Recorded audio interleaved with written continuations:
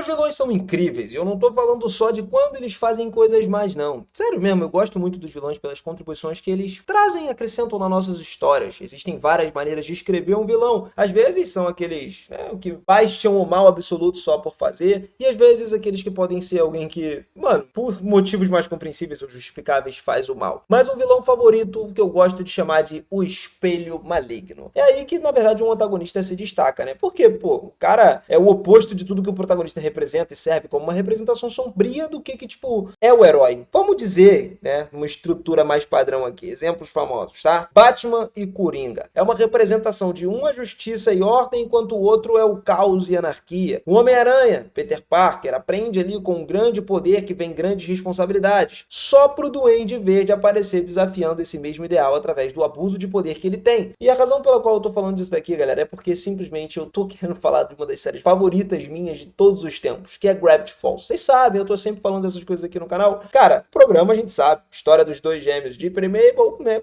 que passam o verão com seu tio-avô numa pequena cidade de Gravity Falls. Mas enquanto eles estão lá, eles começam a descobrir algumas coisas obscuras, misteriosas, paranormais. E depois do Dipper encontrar um diário misterioso documentando tudo o que estava estranho na cidade, as coisas vão fluindo, né? Ao longo das suas aventuras, eles descobrem a maior ameaça, não apenas da cidade, mas também no mundo todo, que é o Bill Cipher. A série constrói o personagem dele com grandes prenúncias, referências ocultas e uma presença desde o primeiro episódio do show, preparando seus planos futuros e como eles derrotam no final da série. Provavelmente existem milhares de vídeos aí nesse momento mostrando que as pessoas o adoram como vilão. Geralmente tudo se resume a como os roteiristas o construíram, tá? Como ele é um cara carismático, engraçado, ou como ele pode ser assustador. Mas hoje eu quero acrescentar algo à conversa, né, em torno do Bill, porque por mais divertido que ele seja, e a gente gosta de ver ele em ação, eu não acho que ele seria tão memorável se não fosse escrito como a personificação do mal de tudo aquilo que nossos heróis lidam internamente. Ele possui duas falhas fundamentais que levam à queda dele. Falando da primeira delas, é o ego, tá? Nas poucas vezes que nós vemos ele antes do final, os escritores deixam claro que ele não é apenas um trapaceiro, mas sempre dada a oportunidade, tenta apontar o quanto ele é mais inteligente do que os outros ao seu redor, tipo, pô, vocês são crianças muito ingênuas e tudo mais. Então ele sempre usa falas, frases de efeito, né? Tipo o Loki, digamos assim, Loki e Coringa combinando cérebros se tornando um triângulo. Como eu já tinha falado antes, cara, um vilão espelho, ele é a representação maligna do herói nas suas maiores falhas personificadas. Seu ego se reflete melhor dos personagens Stanford e Stanley Pines. É uma história de fundo ali que finalmente a gente descobre depois dos episódios de construção da narrativa. A gente vê que os irmãos Stan e Stanford é, na verdade, o autor dos diários do que o Dipper encontrou. Ele continua ali explicando como, quando eles eram crianças, eram inseparáveis. Quando o Stanford era um gênio e rato de biblioteca, o Stanley era um cara esperto nas ruas e totalmente sociável. Seu plano para a vida toda era explorar o mundo junto em certas aventuras. E ao chegar no ensino médio, Stanford recebeu uma oferta de bolsa ali de estudos para uma escola de elite que ele sempre quis frequentar. Somente se o projeto dele para a Feira de Ciências impressionasse os colegas da faculdade, logicamente. E o Stanley, chateado com a possibilidade do seu irmão abandonar ele, acidentalmente estragou a máquina. Depois que a sua família descobriu sobre essa sabotagem, expulsaram ele de casa até que ele pudesse provar que conseguiria ganhar dinheiro, pelo menos o dinheiro que o irmão dele poderia ter feito, né, com aquela máquina e tudo mais. Então assim, agora ele precisava provar para si só. E o Stanley, ele confiou nas suas piores características, como mentir, dar golpes nas pessoas sem dinheiro, por desejo de provar o seu valor, não só para sua família, mas para potencialmente reacender o relacionamento com seu irmão. Por outro lado, o Ford ele vai para uma boa escola, obtém o diploma dele, várias pesquisas sobre anomalias, descobre que a maioria dos relatos de atividades dessas anomalias ocorrem na cidade que você adivinhou, Gravity Falls, cara, lá em Oregon. E na sua pesquisa, ele descobre o Bill Cipher, num dos seus sonhos. Depois do Bill elogiar ele por ser um gênio, né, coisa que ele é, e começar a projetar um portal para que ele pudesse aprender os segredos do universo, no final ele acaba descobrindo que o portal que ele estava construindo era um truque do Bill para entrar no nosso mundo. Agora você deve estar se perguntando, o que exatamente tem de errado com Stanford? Se você voltar para a infância, os dois completavam um ou outro. Um era inteligente nos livros, o outro era esperto nas ruas. Se Stanford tivesse perdoado Stanley e os dois trabalhassem juntos, Stanley teria visto Bill pelo vigarista que ele é. Tudo isso demonstra um certo orgulho e também o ego dos gêmeos que ficaram na melhor deles ali. É por isso que a separação deles é o motivo de potencial fim do mundo de toda essa série. Então é um ótimo arco que mostra que poderia ter acontecido se o Dipper e Mabel não tivessem de alguma forma deixado de lado as suas próprias vontades e desejos. Mas o que realmente é real? Isso leva a um próximo ponto. A gente aborda aqui como o ego dos gêmeos Stan reflete no Bill. Cara, esse é o segundo maior defeito do Bill como personagem, né? Eu gosto de chamar de o que é real, ou como define o real. Desde a sua primeira apresentação, nós, os fãs, estavam todo mundo tentando entender as motivações do Bill, porque ele gostaria de uma porta de entrada para um novo novo mundo tão mal assim? O que ele conseguiria se conseguisse o que ele queria? Mesmo com um estranho Armagedon acontecendo, né, finalmente rolando no geral, ele era apenas genérico. Eu quero dominar o mundo, tal, essas coisas que ele falava. Só que a conversa do Stanford, a gente percebe um pouco mais, né, muito necessário, logicamente, entendendo por que ele está fazendo isso. Imagina viver na segunda dimensão. Mentes planas, no mundo plano com sonhos planos. Cara, ele se libertou dessa dimensão. E agora ele tá aqui para se libertar. Tudo era possível. Ou melhor, ele queria criar, refazer um mundo para um lugar divertido, um mundo melhor, sem restrições e sem leis. Toda a motivação do Bill é querer estar no controle da própria realidade. Ele vem de um mundo meio limitado ali por regras e anseia por se libertar. Tem também mais informações fornecidas no livro do Bill, né? Que quando ele diz que libertou a sua dimensão, ele quer dizer que matou todo mundo ali, incluindo a sua família, para poder escapar da sua realidade. Eu adorei que o roteirista ele tenha incluído isso como parte de uma história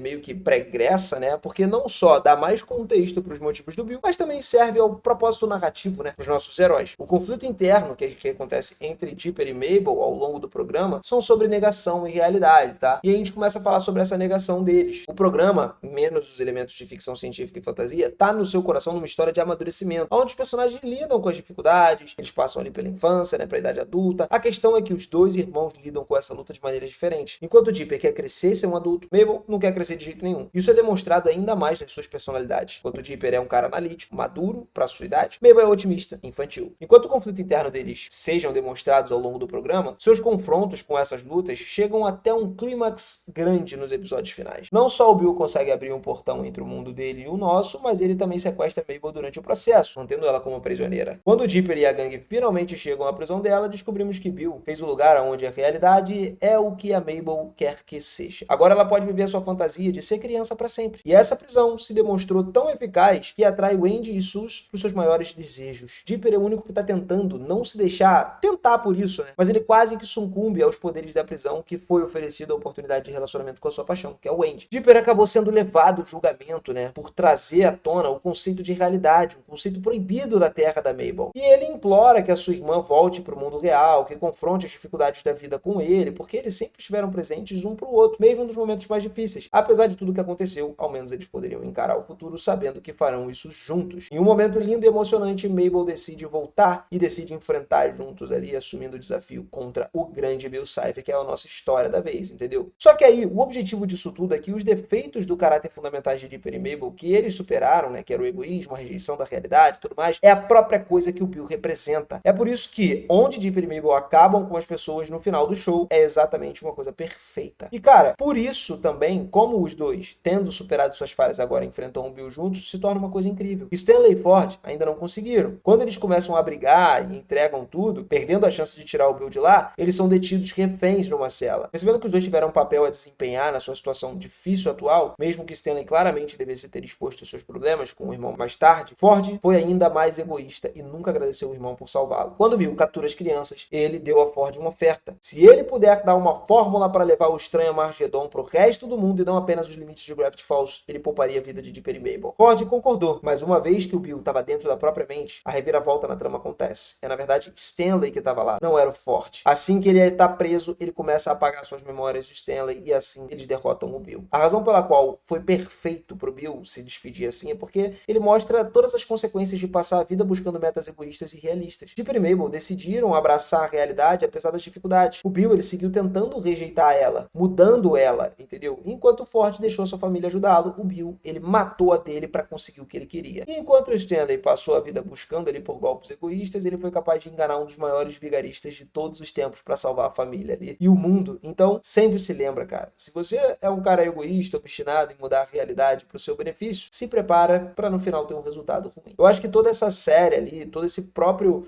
Bill Cipher é um ótimo lembrete do que torna algo verdadeiramente vilão memorável, entendeu? O Alex Hitch e os roteiristas, eles conheciam elementos adequados necessários para apresentar arcos de personagens antagonistas, finais ali, que são bravos. E o Bill Cipher ficaria marcado como um dos melhores vilões da história da animação. Não só pela sua teatralidade assustadora, mas como ele beneficiou os pontos temáticos da história também. Então, como uma observação rápida no final, enquanto todos os personagens derrotam o Bill, a maioria das pessoas na internet concordam nesse ponto, essa não é uma última vez que a gente vai ver ele. Não só em teorias sobre a sobrevivência do Bill depois do final e tal, mas o livro do Bill, que eu já falei aqui no canal, confirma isso. O final mostra que quando ele estava morrendo, ele disse a frase ao contrário contrário. Axolotl, meu tempo chegou, embora adiado. Eu me aproximo da torre antiga para que eu possa retornar. Com isso, ele conseguiu sobreviver e agora ele está detido numa prisão terapêutica. O livro também nos diz que Bill tem planos para escapar um dia. Então, isso se torna cada vez mais provável, né? A gente vai ver um retorno no mundo de Gravity Falls com certeza, de alguma forma. Talvez Stanley conseguindo as suas memórias de volta, também traz de volta a possibilidade do Bill voltar. Quem sabe